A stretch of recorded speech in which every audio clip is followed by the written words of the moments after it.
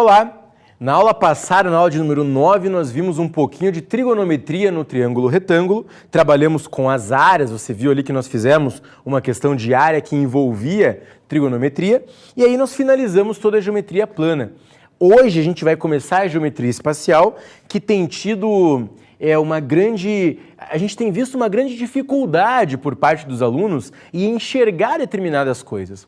E, na verdade, enxergar o que acontece com alguns movimentos, com algumas situações, depende da sua visualização da geometria espacial.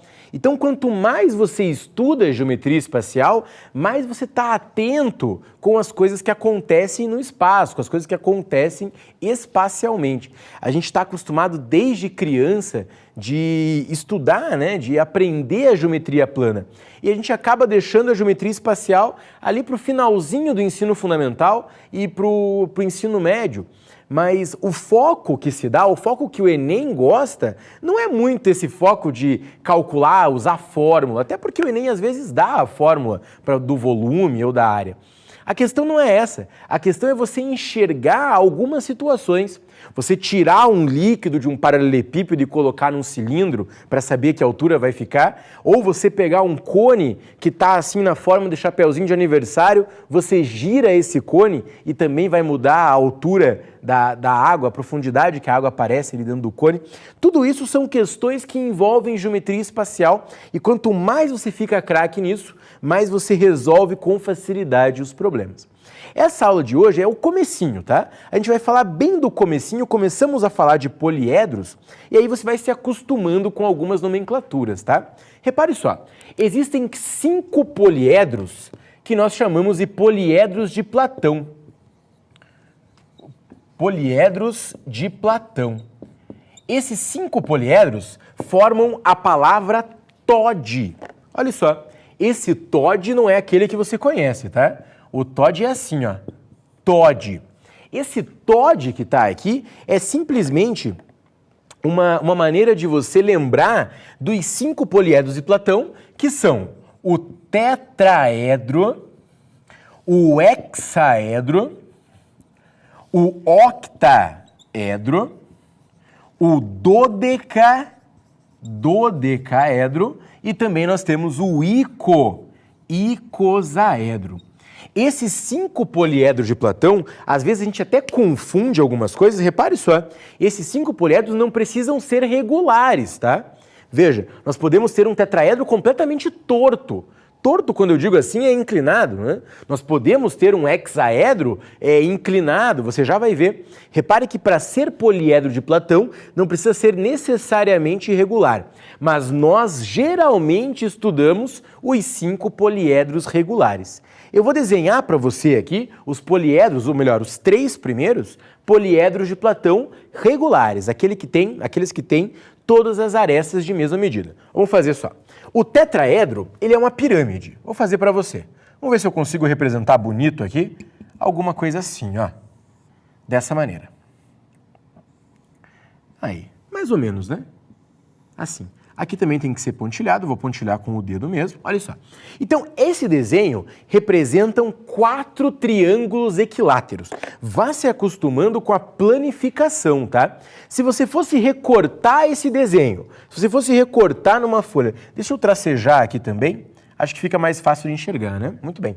Se você fosse recortar numa folha esses triângulos para formar esse tetraedro, quantos triângulos você ia recortar? Você ia recortar 4.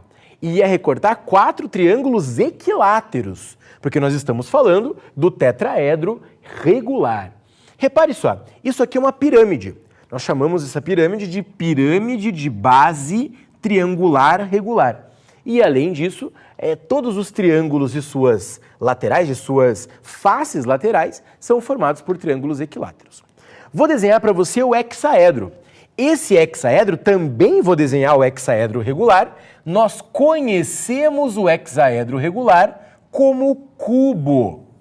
É mais conhecido como cubo, né? Fiz mais ou menos aqui, vou tentar caprichar um pouquinho mais, olha só. Vou tracejar lá atrás. Repare que esse cubo é uma das figuras que mais aparecem num vestibular que você vai fazer e também no Enem, né? Repare só, tem muitas coisas que dá para fazer com o cubo e o cubo é formado por 6 quadrados. 6 quadrados. Se você fosse recortar numa folha de papel para poder colar e formar um cubo, você ia recortar 6 quadrados. E também vou desenhar o octaedro. O octaedro é um pouquinho mais complicado de fazer o desenho. Ele aparece assim, ó.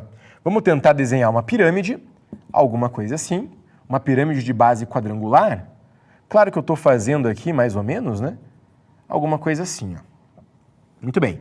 Isso aqui é só metade do octaedro. Vamos tentar desenhar a mesma coisa para baixo. Alguma coisa assim, ó. Assim, assim e assim. Muito bem. E lá atrás vai ter o pontilhado, né? Alguma coisa. Repare que todos esses triângulos também são triângulos equiláteros. Eles são triângulos equiláteros porque nós estamos tratando do octaedro regular. É muito complicado desenhar o dodecaedro e o icosaedro, tá? Mas seria legal você saber. O dodecaedro é formado por 12 faces pentagonais. Repare que se eu estou falando do dodecaedro regular, são faces pentagonais regulares. E o icosaedro é formado por 20 faces triangulares. 20 faces triangulares com triângulos equiláteros, né? Eu vou colocar aqui, mas você já entendeu, né? O tetraedro é formado por 4 triângulos equiláteros, o hexaedro é formado por 6 quadrados e o octaedro é formado por 8 triângulos equiláteros. Muito bem. Esse TOD que apareceu aqui é só uma maneira de você memorizar os 5 poliedros de Platão que não necessariamente precisam ser regulares, tá? Eu desenhei para você aqui os regulares para você ter uma ideia de como funciona. Muito bem. Outra coisa que você precisa reparar é o seguinte. Repare que o nome tetra, hexa, octa, dôdeca e ico, eles representam exatamente a quantidade de faces que você tem. E quando você tem uma quantidade de faces, não necessariamente você sabe a quantidade de vértices, por exemplo, né? Repare só, aqui nesse triângulo nós temos 3 vértices. Então, quantos vértices eu tenho no total? No total deste tetraedro, né? Repare que não é só fazer 4 vezes 3, não.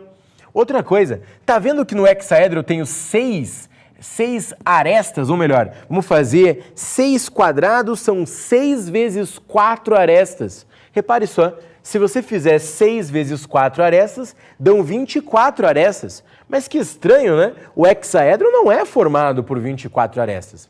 Nós temos algumas relações que te ajudam a fazer a ponte com os vértices, arestas e faces. E o que a gente vai fazer? Eu vou ensinar para você a fórmula de Euler, a relação de Euler. A relação de Euler talvez você já conheça.